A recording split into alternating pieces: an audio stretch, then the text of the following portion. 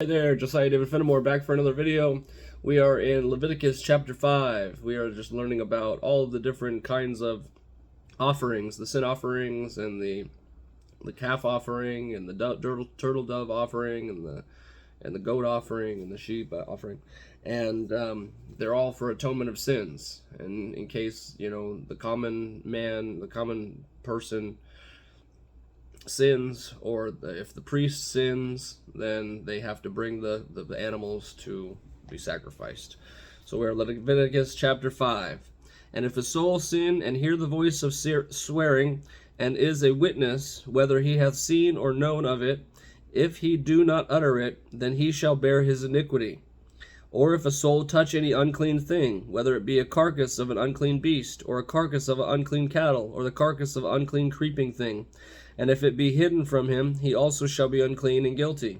Or if he touch the uncleanliness of man, whatsoever uncleanliness it be that a man shall be defiled withal, and it be hid from him, when he knoweth of it, when he shall be guilty.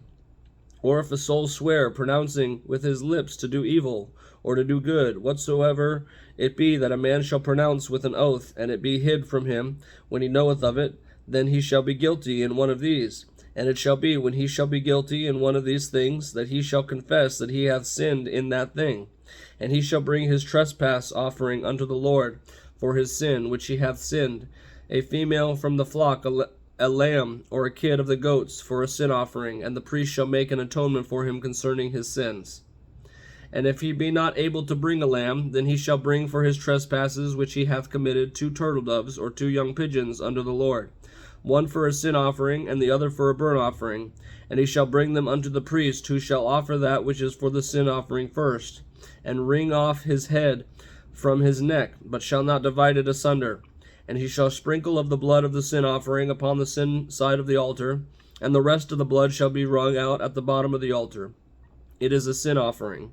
And he shall offer the second for a burnt offering according to the manner, and the priest shall make an atonement for him for his sin, which he hath sinned, and it shall be forgiven him. But if he be not able to bring 2 turtle doves or 2 young pigeons, then he that sinned shall bring for his offering the 10th part of an ephah of the fine flour for a sin offering. He shall put no oil upon it, neither shall he put any frankincense thereon, for it is a sin offering. Then shall he bring it to the priest, and the priest shall take his handful of it, even a memorial thereof, and burn it on the altar, according to the offerings made by the fire unto the Lord. It is a sin offering. And the priest shall make an atonement for him as touching his sin, that he hath sinned in one of these, and it shall be forgiven him. And the remnant shall be the priest's as a meat offering.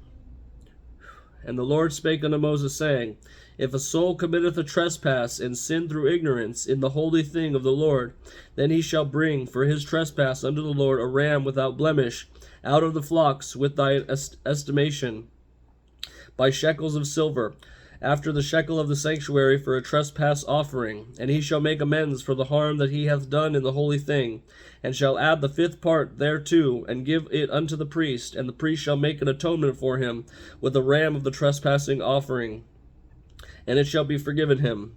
And if a soul sin and committed any of these things which are forbidden to be done by the commandments of the Lord, thou he wist it not, yet is he guilty, and shall bear his iniquity. And he shall bring a ram without blemish out of the flock with thy estimation, for a trespass offering unto the priest, and the priest shall make an atonement for him concerning his ignorance, wherein he erred, and wist it not, and it shall be forgiven him. It is a trespass offering, he hath certainly trespassed against the Lord. So, I think the Lord was trying to get them out of the slave mentality and into a people who serve one another and help one another and are grieved by their sin, not trying to find loopholes in the law to try to trespass against God, which is what the Pharisees did, which is why Jesus was always calling them out and calling them, you vipers, you hypocrites. Because they were saying you could give a sheet of paper to your parents saying, I pay you this amount of money, and now they can blaspheme their parents. Like, who does that? Who has that much money and time and consideration to think up some ridiculous loophole in the law. Well, apparently the Pharisees and the scribes and the Sadducees did, because they just pored over the law and looked at it all the time. And I think it's the purpose behind the heart of why they were doing it. They were looking for loopholes to be able to get around the law and still look pious enough to be respected amongst other people. And they wanted praise, and they wanted people to notice them and admire them and to be haughtily and looked upon. And you see a lot of that out there these days. Even this could be seen as a pious thing, although my hair's not looking that great. No, I think that however you can get the gospel out there, I have mobility issues, and so this is me doing the best I can with what I've got, and that's how I see it. But there's a lot of content out there these days where people are just admiring them very own selves, and they're wrapped up in that, and they can't see past other people, see into other people's issues. Now, sometimes people are going through some things, and they won't be able to see the issue that you're going through because they've got their own thing going on. But I think it's healthy. It's healthy to be able to see past yourself and to see how you can help someone else, if you can, when you're in a stable place to do so.